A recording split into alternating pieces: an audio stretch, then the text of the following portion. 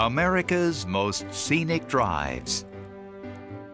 Join us in the western United States as we venture along our nation's most magnificent highways and byways. The open road beckons, and together we'll see and do it all. From the tropical paradise of Hawaii to the spectacular mountains of Washington State, and then on to the sparkling wonderland of Alaska. Along the way, you'll explore national parks that have inspired generations. Eureka, a quaint town of Victorian gingerbread houses, and even drive through towering redwood forests, all at your own pace. On this trip, you'll always be in the right place at the right time. Experience the incomparable Pacific Northwest, where wildlife roams free, and marvel at nature's wonders in the North Cascades National Park.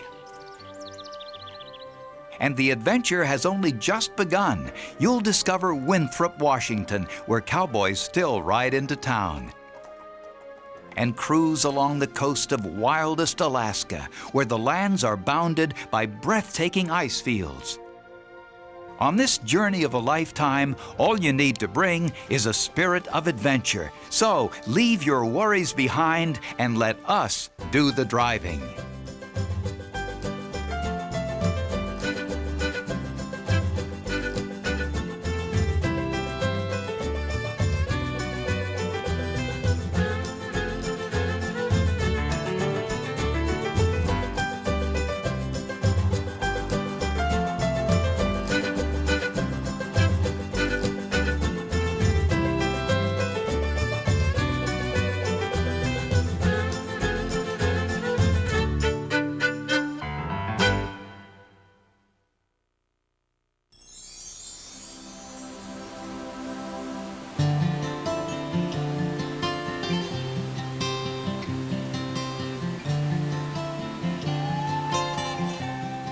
Our adventure starts in America's tropical paradise on the Hawaiian islands of Hawaii and Kauai.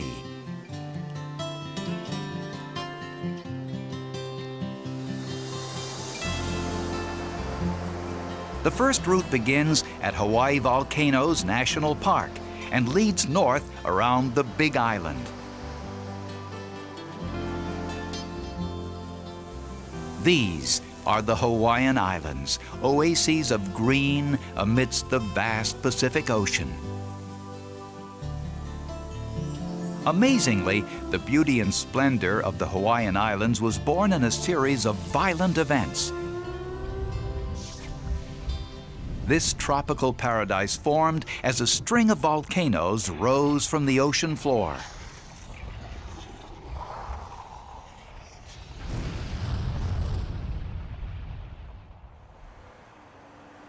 Fittingly, the first destination is Hawaii Volcanoes National Park, which covers 337 square miles on the Big Island of Hawaii. The road carries along Crater Rim Drive to the Kilauea Caldera. The Big Island is the youngest of the chain, having broken the surface of the ocean only 1 million years ago. Mount Kilauea continues to vent and erupt to this day. The awesome, destructive power of these volcanoes is made evident along Crater Rim Drive, a swath of desolation left from an eruption in 1969. But look closely, and an unlikely sight appears. Almost as soon as the nutrient-rich volcanic soil cools, life takes root. An amazing array of plants rise from the ashes.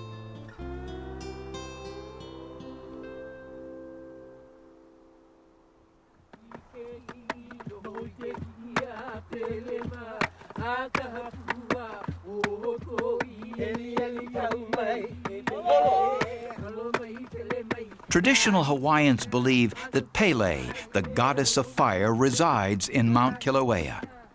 At the rim of the volcano, they pay her tribute with dance and song.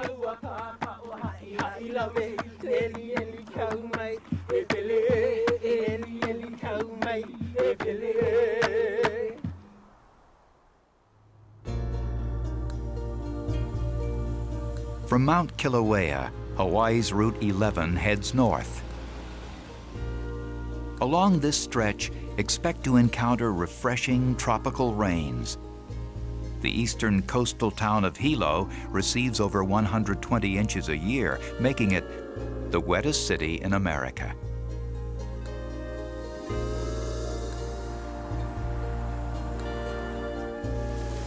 Just inland, the rain also feeds Rainbow Falls. Hidden behind the base of the falls lies a cave, and legend holds that Hina, the mother of the demigod Maui, lived here.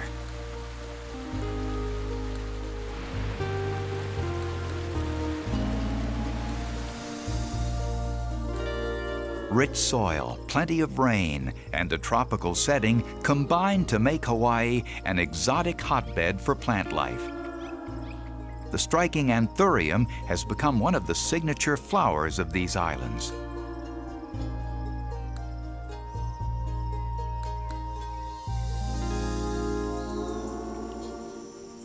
Some of Hawaii's earliest plants and flowers were born here on the winds and waves from as far away as Southeast Asia. Over millions of years, they have evolved in remarkable ways, and more than 90% of all of Hawaii's native plants are unique to these islands.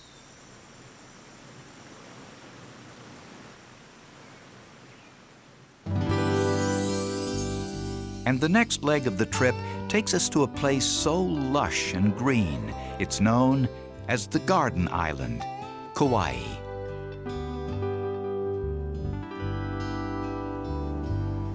Kauai stands at the other end of the Hawaiian chain from the Big Island.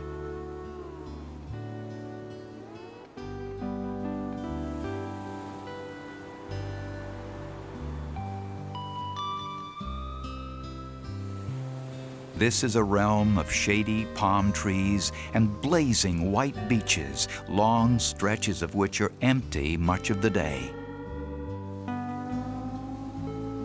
The clear blue waters of these shores are the perfect place to snorkel or catch a wave.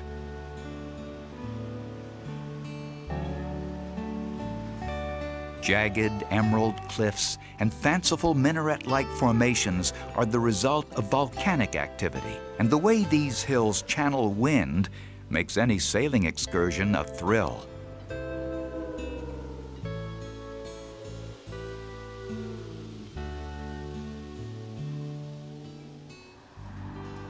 Further along Hawaii Highway 56, you'll come to Kilauea Point, the northernmost tip of Kauai. This lone sentinel has stood here since 1913, guiding ships around the rugged shore. A short walk to the lighthouse leads through a wildlife sanctuary rich in native birds, such as this white-tailed tropic bird.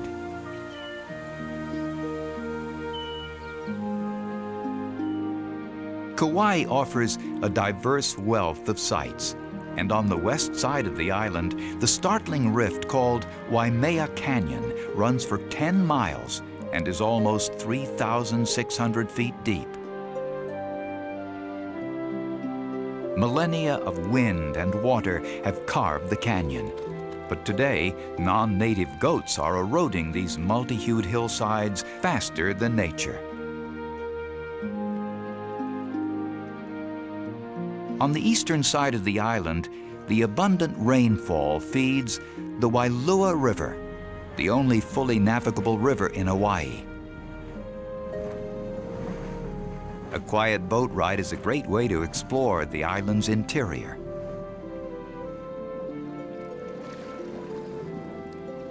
On byways that lead to the coast, small roadside stands offer up a Hawaiian tradition of welcome. Garlands of fresh flowers known as leis.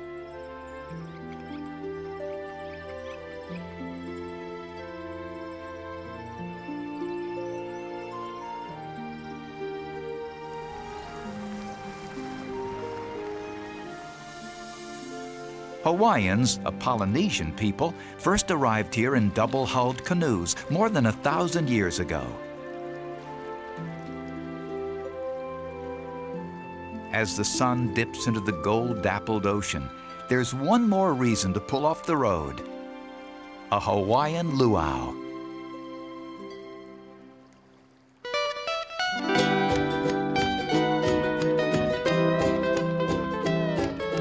It's a celebration that's part ritual and part entertainment.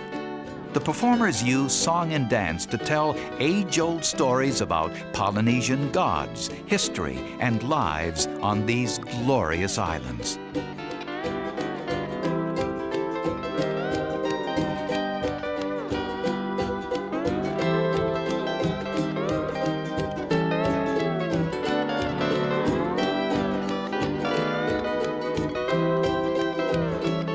What a grand way to end this journey through America's tropical paradise.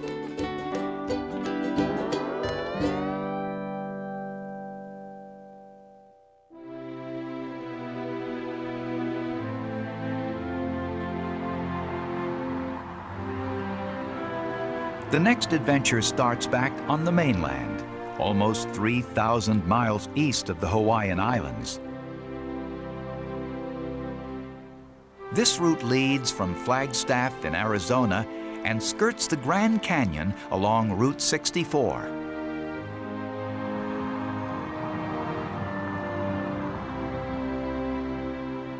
In northern Arizona, the aspen trees and arid landscape give no hint that one of the greatest wonders of the natural world lies just ahead.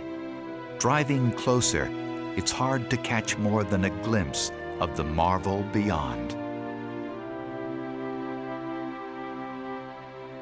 Then, suddenly, there it is, the Grand Canyon. The park offers dozens of opportunities to pull over and behold the splendor of this place. The canyon bottom is a breathtaking drop of more than 5,000 feet and runs through the desert as far as the eye can see.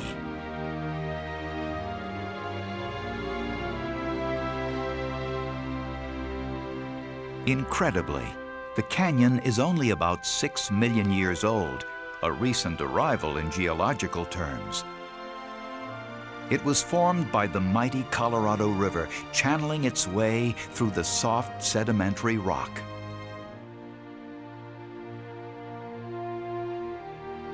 Leaving the car behind, one great way to navigate the steep canyon walls is astride sure-footed mules.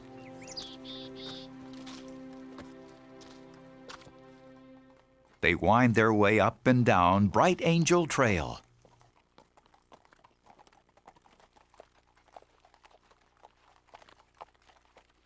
The first Europeans to see the canyon were Spaniards under the explorer Francisco Vázquez de Coronado in 1540, but it would be another 300 years before it was fully explored. Much like Coronado, the first American explorers came in search of gold and wealth, but to no avail. Despite over a century of prospecting, no riches have been revealed. At the bottom of the canyon, a surprise awaits. Built in 1922, Phantom Ranch still provides a welcome oasis along the trail. Guests can stay here overnight in comfortable bunkhouses and cabins.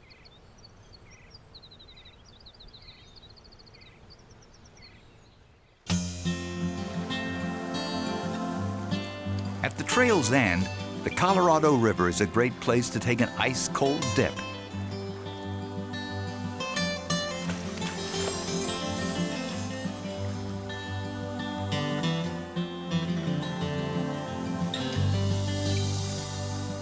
It's hard to imagine how this seemingly placid river carved through so much stone.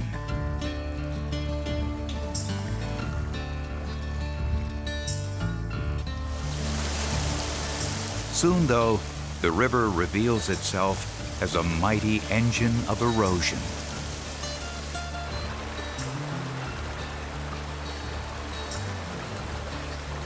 And harnessing that force makes for a wild ride. The rapids and falls of the Colorado River are a whitewater rafter's dream.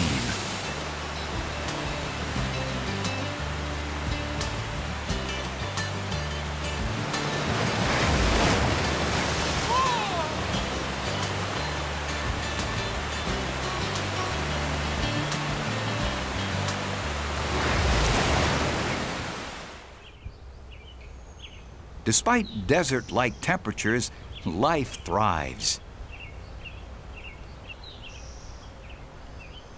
Along the riverbanks, rafters can spot great blue heron fishing the waters and bighorn sheep clambering along the steep slopes and rocky banks. But even the wild Colorado River can be tamed. To the west of the Grand Canyon stands the Hoover Dam, one of man's most spectacular engineering marvels. The awesome power of the river is held in check by more than 6 million tons of concrete and steel.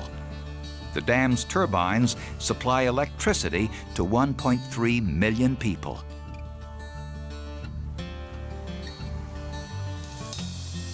At the end of the day in the canyon, the red and orange of the rock walls reflect the light of the sun as it begins to dip past the rim, making the air and water shimmer.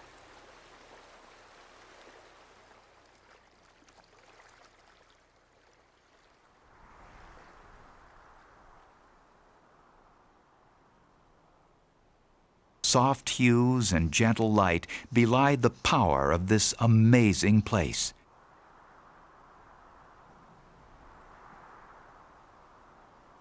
But as night approaches, it's time to move on to another journey.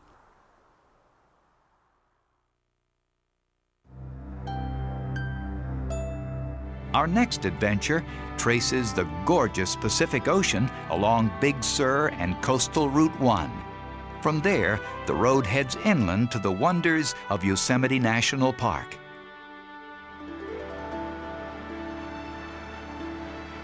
Big Sur, a place where steep cliffs drop hundreds of feet into the powerful Pacific Ocean, and the road hugs the mountain's many curves.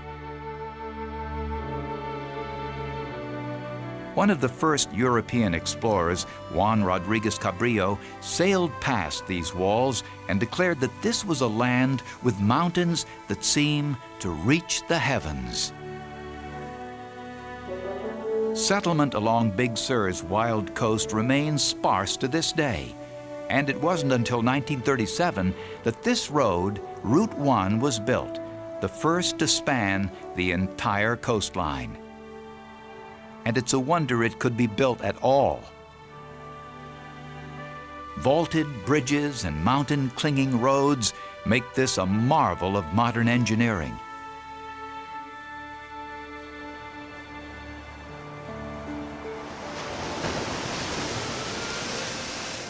Along this coast at places like Pfeiffer Beach, the surging waves have done their own skillful carving, creating sea arches and blowholes.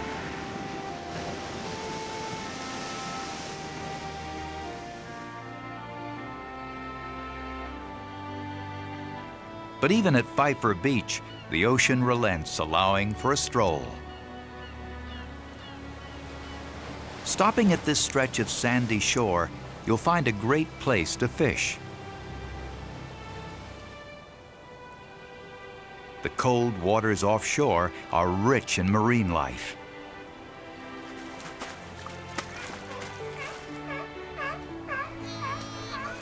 Seals, drawn here by the fish, pull up onto shore to sun themselves.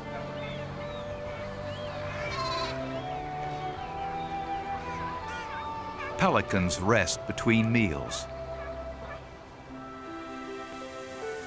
Further along at the coastal cliffs of Byrne State Park, McWay Creek slips through the forest and plunges some 80 feet to the sea.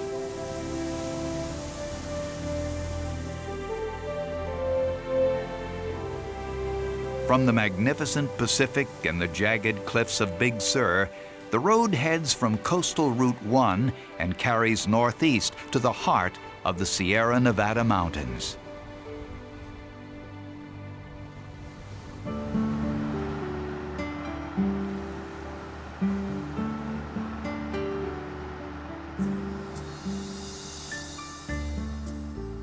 It leads to California's Eden, Yosemite National Park, founded in 1890. This magnificent realm of lofty peaks, crystal clear waters, and forested valleys has inspired generations, from the naturalist John Muir to the photographer Ansel Adams. Hemmed by such famous sights as El Capitan and Half Dome, the Yosemite Valley sits along the west side of the 748,000-acre park.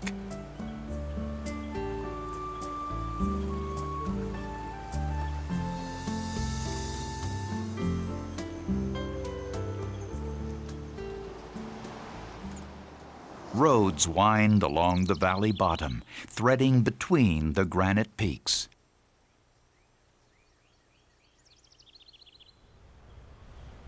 Deeper inside the valley stands a grove of the oldest living residents of this grand landscape, the sequoias. As the most massive living things on Earth, they can grow to 300 feet and live incredibly for more than 2,000 years. Some trees have been known to sustain 6 lightning strikes in a single storm and seem little worse for wear. People have lived in this realm for at least 4,000 years. Although the local Native Americans called themselves the Awanichi, they were given the name Yosemite, and so the valley and park still bear this title.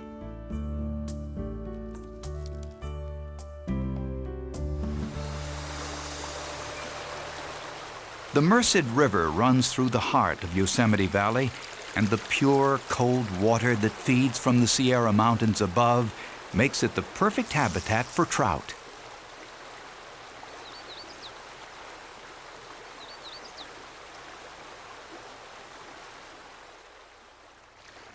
While some fish or sail beneath these majestic spires, others soar among them.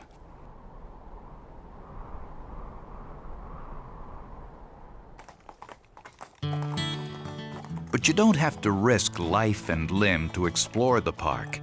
Yosemite's trails draw visitors along some of the best riding and hiking paths in the world.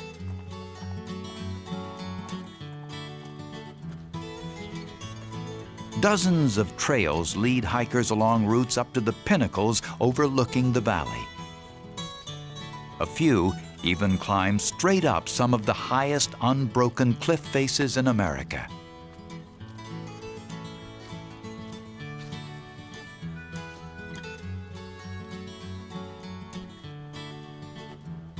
The view from on top of Half Dome opens onto a scene sculpted more than 10,000 years ago in the last ice age, when only the very tops of these mountains, some over 3,000 feet tall, remained above the ice.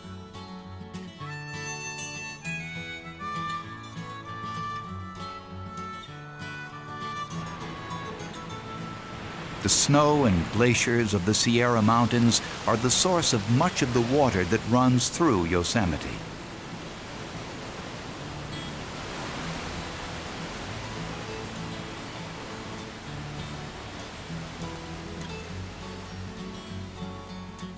The park consists of far more than its famous valley. An excursion into the Sierra Mountains beyond is rewarded by views of vast, open landscapes. They seem as pristine and untouched as when they were first set into trust more than 100 years ago. With the sun setting on this wondrous realm, the words of naturalist John Muir come to mind. He wrote that Yosemite is surely the brightest and best of all the Lord has built.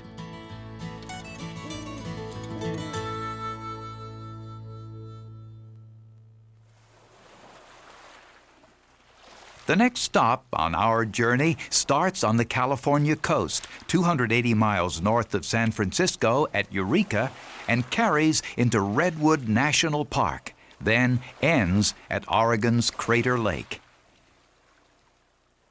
This drive begins in the charming town of Eureka in Northern California.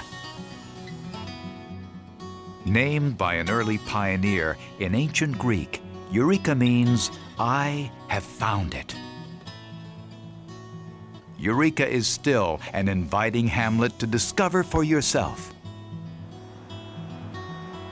As you pass along its roads, you'll find that more Victorian-style structures stand here than in any other American town its size. This was once a raucous frontier town, but today, Eureka and nearby towns are far more sedate, almost storybook.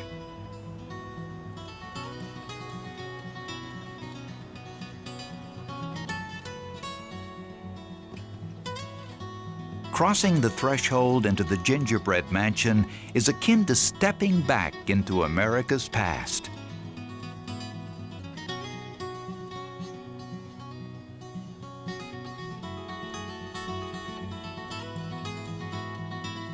It seems little can match late 19th century craftsmanship and attention to detail.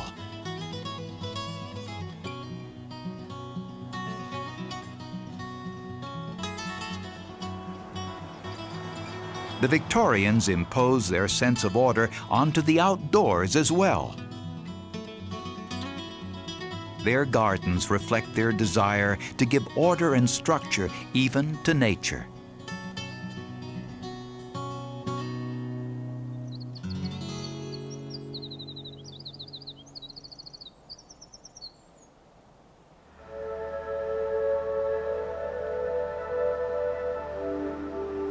But a land that has never been tamed awaits just outside of Eureka along Route 101. This is Redwood National and State Parks.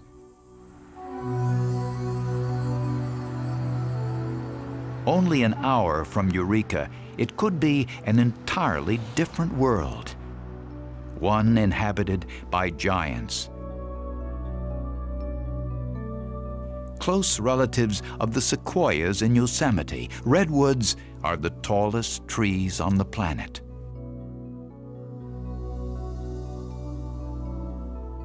Some grow higher than the Statue of Liberty, Goliaths that may have taken root just as the first biblical accounts of the birth of Jesus were being recorded.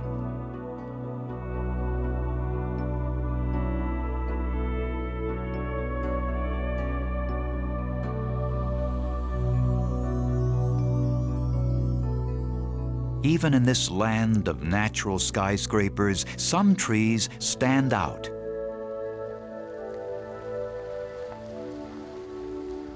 A few are so massive, we can comfortably drive through tunnels carved from their living trunks.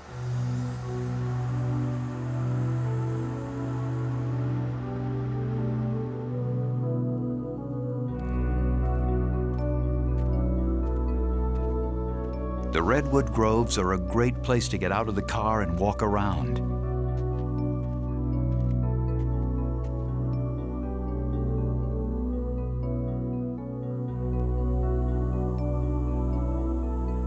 Since 1968, this thin coastal strip of California has been off limits to loggers.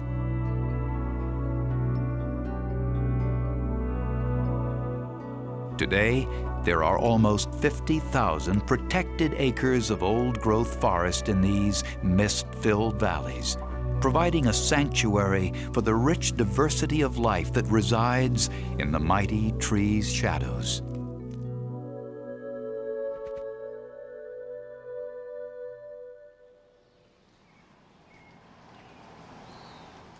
Just outside of the park stands the little town of Crescent City, where the redwoods meet the sea. This is Battery Point Lighthouse. During high tides, the sea cuts Battery Point off from the mainland, and for a few hours each day, it becomes an island. From Crescent City, Route 101 leads north and east towards Oregon and Crater Lake.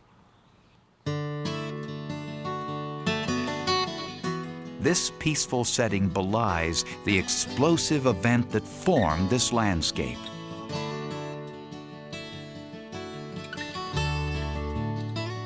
Some 7,700 years ago, a volcano called Mount Mazama exploded and collapsed in on itself. Today, the crater or caldera that is left behind is known as Crater Lake. Where fire once broiled, blue waters now flow.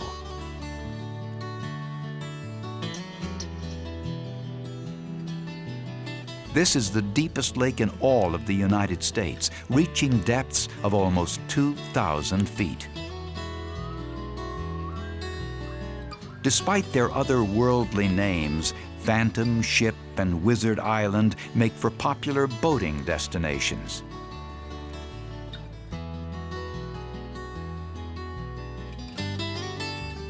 With the crater walls reflected in the surface, it seems as if these calm waters could be called God's mirror.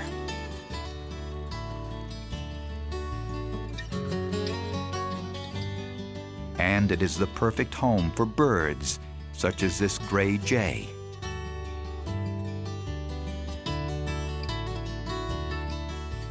The eruption of Mount Mazama must have been terrifying to the Native Americans living in this region at the time. Their legends tell of how the gods of the underworld and skies battled at this site. But today, it is hard to leave such a serene, beautiful setting behind.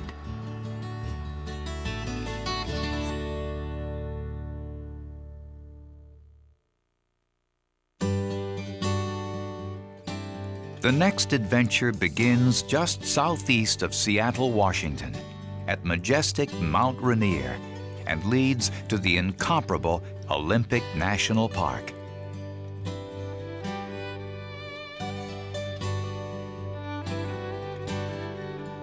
Mount Rainier's stature is so extraordinary, locals simply refer to it as the mountain. Dormant for now, this volcanic peak stands at the heart of Mount Rainier National Park, a singular refuge for the Pacific Northwest's diverse plants and wildlife.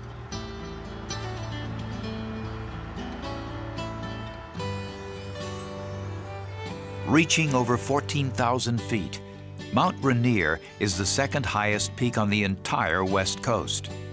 A lone giant, it towers above the Cascade Range. Starting at the mountain's base, Rainier is a great place to get out of the car and explore some of the park's 235,000 acres. As you begin to climb, water runs strong from the snow and ice melting on the slopes and falls in a glorious variety of cascades.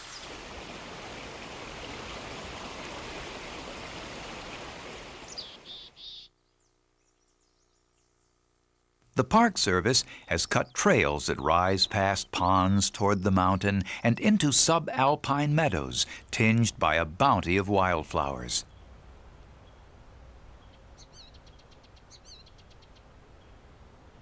A breathtaking variety of plants grow here, from the delicate avalanche lily to the sturdy skunk cabbage.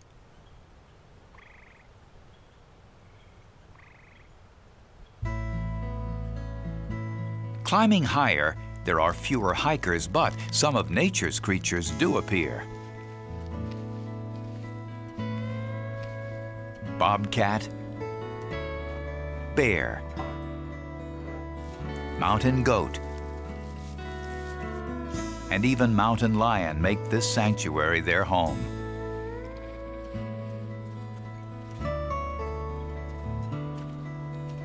Right up to the edge of Rainier's glaciers, flowers and animals flourish, taking advantage of the brief, warm months of summer.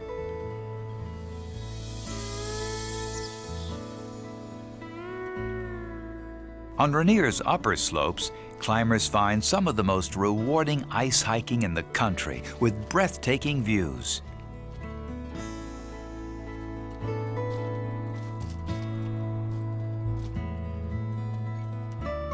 Flanked by more than 25 glaciers, Mount Rainier is capped with a greater volume of snow and ice than any other peak in the continental U.S.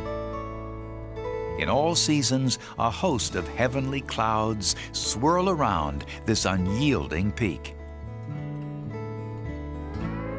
It's easy to see why Native Americans called this place the mountain that was God. As the sun sets, it's time to head for another temple of nature, this one even more diverse than Rainier.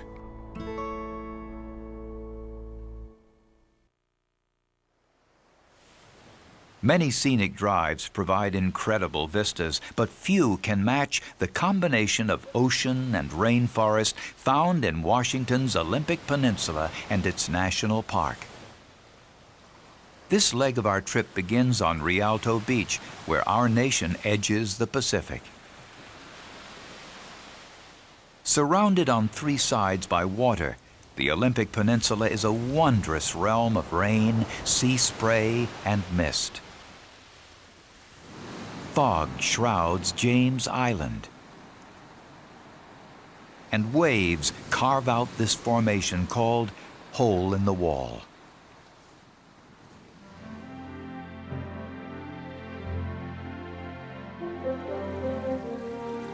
Inland along the Hoh River are stands of virgin old-growth forest.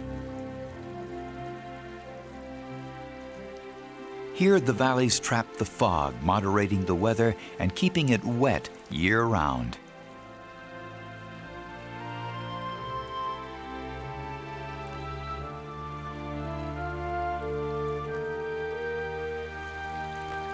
With as much as 142 inches of rainfall each year, this part of the Olympic Peninsula is a temperate rainforest, a fantasy land of fragile ferns and moss-covered titans.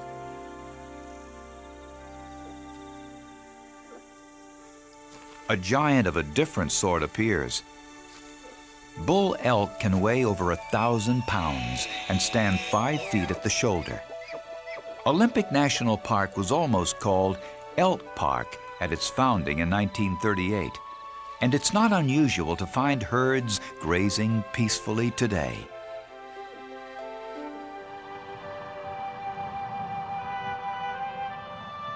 Heading south, the road leads to Lake Quinault. This tree-lined, glacier-fed lake is a popular recreation destination for many locals. It's a great place for nature lovers, too. Bird watchers will likely catch sight of yellow-rumped warblers and juncos.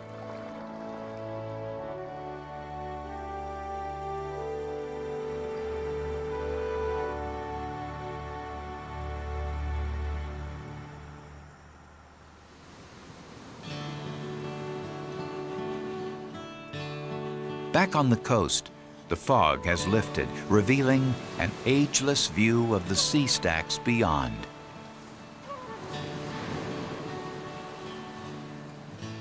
This shoreline has been home to Native Americans for at least 12,000 years.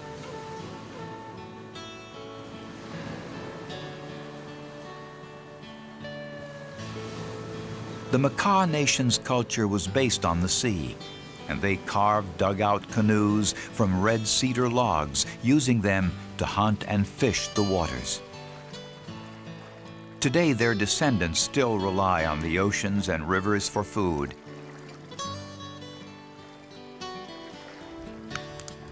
And continue to smoke salmon the old-fashioned way.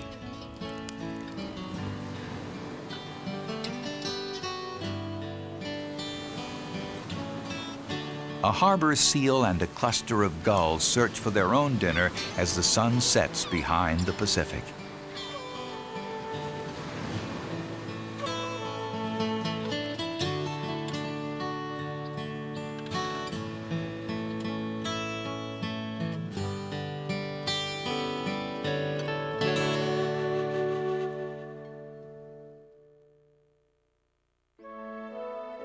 Our next adventure carries us through central Washington state from the old west town of Winthrop, then west into the untamed North Cascades National Park.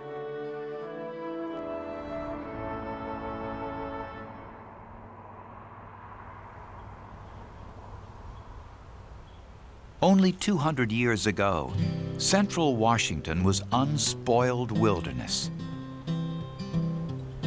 Along some of its byways, you can still find horses like these Clydesdales that help to turn backwoods into prime farmland.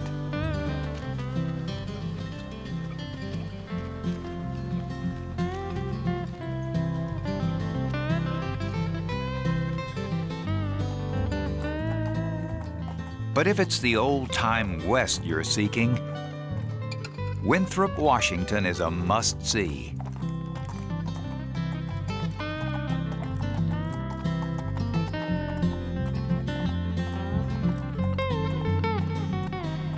Winthrop has put on an early Western mining town look, hearkening back to the rowdy times when the West was still being won. Here, cowboys ride tall. And visitors can get a feel for what life must have been like 100 years ago.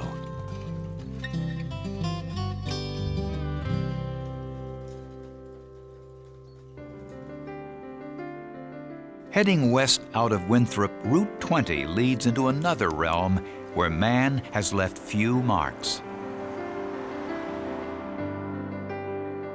On the border between Canada and Washington state lies one of our nation's greatest hidden treasures, a preserve that was set aside only in 1968. Known as the American Alps, the North Cascades National Park contains peaks that soar to frozen heights of more than 9,000 feet, as well as pine-covered valleys.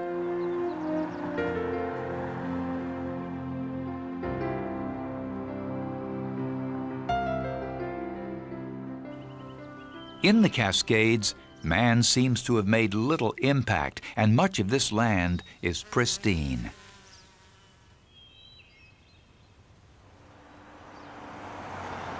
The road passes through dense, gorgeous forests.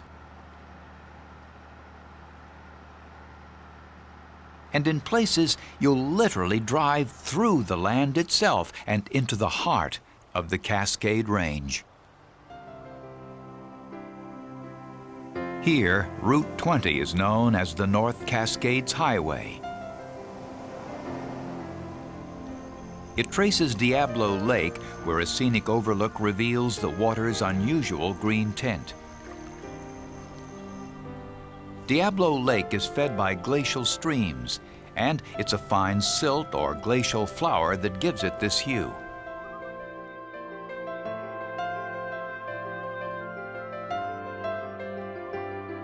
But even more wondrous sights lie ahead. Further west, almost at the park's boundary, towers mighty Mount Shuksan. A giant at over 9,100 feet, chiseled Mount Shuksan stands out even in a range that includes peaks named Mount Triumph, Mount Despair, and Mount Terror. What a great scene to end this tour of the lower 48.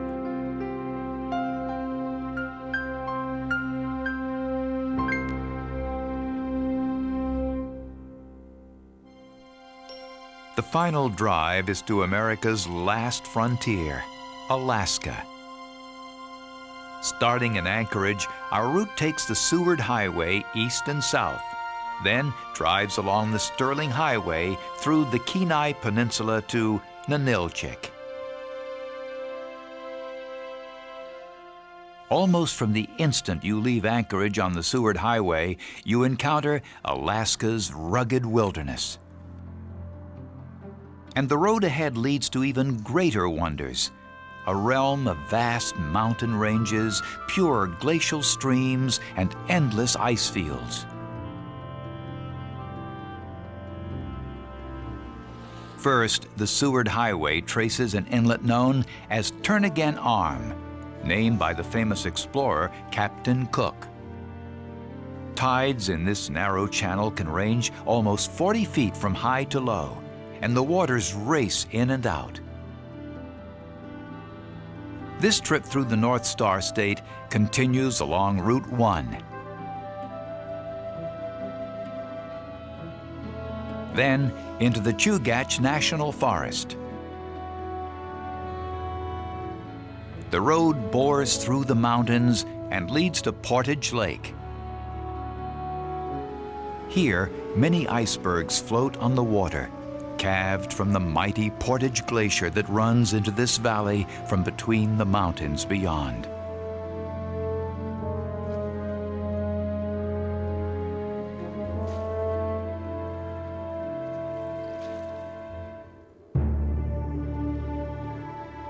Farther south lies an even more massive body of ice and snow, the Harding Ice Field.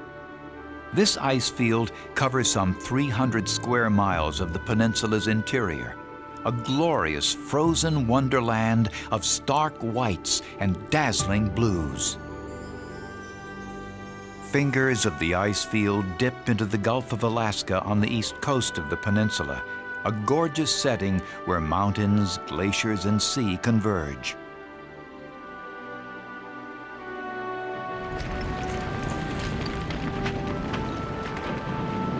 As the glaciers push down into the ocean, they give birth to, or calve, great chunks of ice.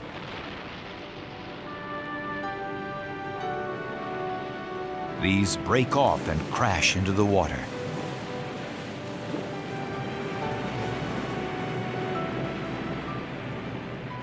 The smaller pieces can serve as an ice bed if you're a seal.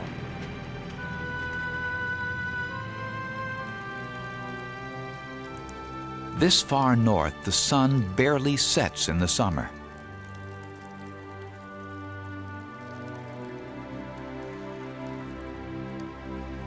And rivers and streams run strong in these warm months as the snow and ice melt.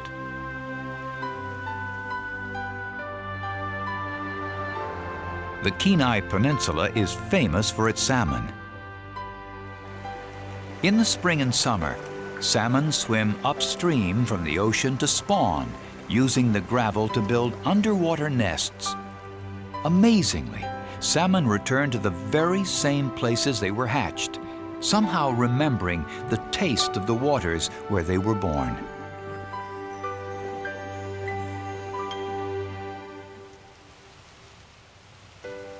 A little fishing town stands just off the beaten path of the Sterling Highway. Nanilchik was one of this area's early European settlements.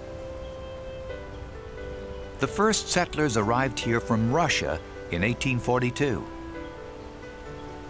Russian Orthodox services were first performed here in 1846, and this church was dedicated on its present site in 1901. Today, even though Alaska became American property in 1867, many of Nanilchik's residents, population 597, carry on the old traditions.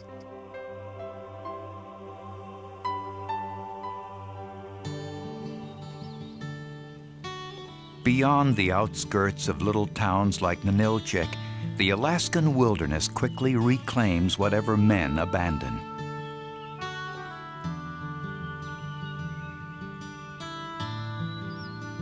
Even at the height of summer, temperatures rarely top 70 degrees here, and rain and fog often shroud the coast.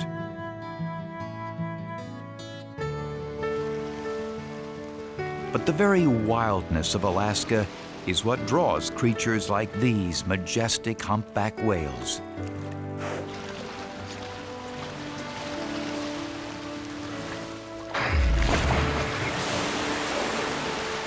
They are paragons of cooperation.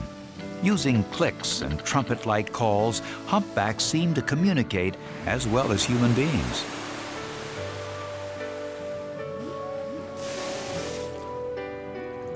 They travel in groups or pods and synchronize their movements to chase and capture krill and small fish.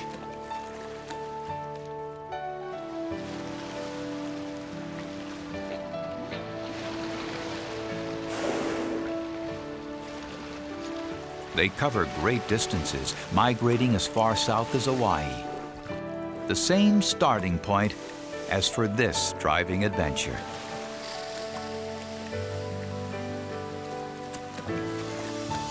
As the sun dips briefly over the horizon, a strange, fantastic light flickers, then begins to dance. It plays across the sky, marking the end of our trip. This is the Aurora Borealis, or Northern Lights, nature's most spectacular light show.